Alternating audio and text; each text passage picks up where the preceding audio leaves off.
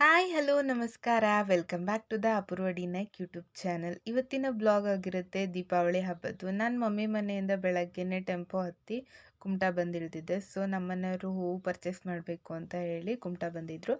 ಈಗ ಇಬ್ಬರು ಸೇರಿಬಿಟ್ಟು ಹೂವು ಹಣ್ಣು ಪೂಜೆ ಸಾಮಾನೆಲ್ಲ ತೊಗೊಳ್ತಾ ಇದ್ದೀವಿ ಅಂತಲೇ ಹೇಳ್ಬೋದು. ಇವಾಗ ನಾವು ಕುಮಟಾದಲ್ಲಿದ್ದೀವಿ. ಆಮೇಲೆ ಎಲ್ಲ ಪರ್ಚೇಸ್ ಮಾಡಿಬಿಟ್ಟು ಹಳದಿಪುರಕ್ಕೆ ಮನೆಗೆ ಹೋಗಬೇಕು. ಇವತ್ತಿಂದ ಹಬ್ಬ ಸ್ಟಾರ್ಟ್ ಆಗುತ್ತೆ. ಎಲ್ರಿಗೂ ದೀಪಾವಳಿ ಹಬ್ಬದ ಹಾರ್ದಿಕ ಶುಭಾಶಯಗಳು ಅಂತ ಹೇಳಲಿಕ್ಕೆ ಇಷ್ಟಪಡ್ತೀನಿ. ಪಟಾಕಿನ ಸ್ವಲ್ಪ ಹುಷಾರಾಗಿ ಜೋಪಾನವಾಗಿ ಹೊಡೀರಿ ಅಂತ ಹೇಳ್ಬೋದು. ಸೊ ಮನೆಗೆ ಬಂದು ನಾವೆಲ್ಲವೇ ಹಬ್ಬ ಮುಗಿಸ್ಕೊಂಡು ಸಂಜೆ ನಮ್ಮ ಮನೆಯವ್ರ ಶಾಪ್ ಪೂಜೆ ಇತ್ತು. ಸೊ ಅಲ್ಲಿಗೆ ಹೋಗೋಕ್ಕೆ ಅಂತ ಹೇಳ್ಬಿಟ್ಟು ಎಲ್ಲ ರೆಡಿ ಆಗ್ತಾ ಇದ್ದೀವಿ. ರೆಡಿ ಆಗಿದ್ದೀವಿ ಕೂಡ.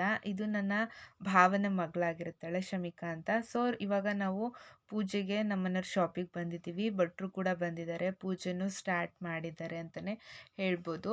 ನಾನು ಅತ್ತೆ ನಮ್ಮನೆಯವರು ಹಾಗೆಯೇ ಭಾವನ ಮಕ್ಕಳೆಲ್ಲರೂ ಬಂದಿದ್ವಿ. ಇವಾಗ ಪೂಜೆನ ಶುರು ಮಾಡಿದ್ದೀವಿ ಅಂತ ಹೇಳ್ಬೋದು.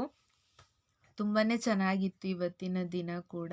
ಇವತ್ತು ನಮ್ಮೂರಲ್ಲಿ ಸಣ್ಣ ಹಬ್ಬ ಆಗಿದ್ದರಿಂದ ಅರ್ಶಿಣೆಲೆ ರೊಟ್ಟೆನ ಮಾಡ್ತಾರೆ.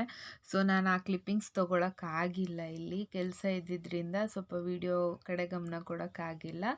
ಹಾಗಾಗಿ ಡೈರೆಕ್ಟಾಗಿ ನಾನು ಅಂಗಡಿ ಪೂಜೆನ ಇಲ್ಲಿ ತೋರಿಸ್ತಾ ಇದ್ದೀನಿ ಅಂತಲೇ ಹೇಳ್ಬೋದು.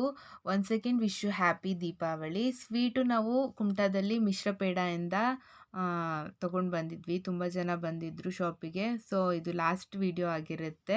ಸೊ ಎಲ್ಲರೂ ಒಂದು ಫೋಟೋ ತೊಗೊಳ್ಳೋಣ ಅಂತ ಹೇಳಿಬಿಟ್ಟು ಭಾವನ ಮಕ್ಕಳ ಜೊತೆ ಫೋಟೋಸ್ನ ನಾವಿಲ್ಲಿ ಕ್ಲಿಕ್ ಮಾಡ್ಕೊಳ್ತಾ ಇದ್ದೀವಿ, ನಾನು ನಮ್ಮ ಮನೆಯವರು. ಆಮೇಲೆ ಐಸ್ ಕ್ರೀಮ್ ತಿಂದ್ಬಿಟ್ಟು ಮನೆಗೆ ಹೊರಡೋದು ಇಲ್ಲಿಂದ. ಇವತ್ತಿನ ಬ್ಲಾಗ್ ಇಷ್ಟ ಆಗಿತ್ತು. Thank you so much.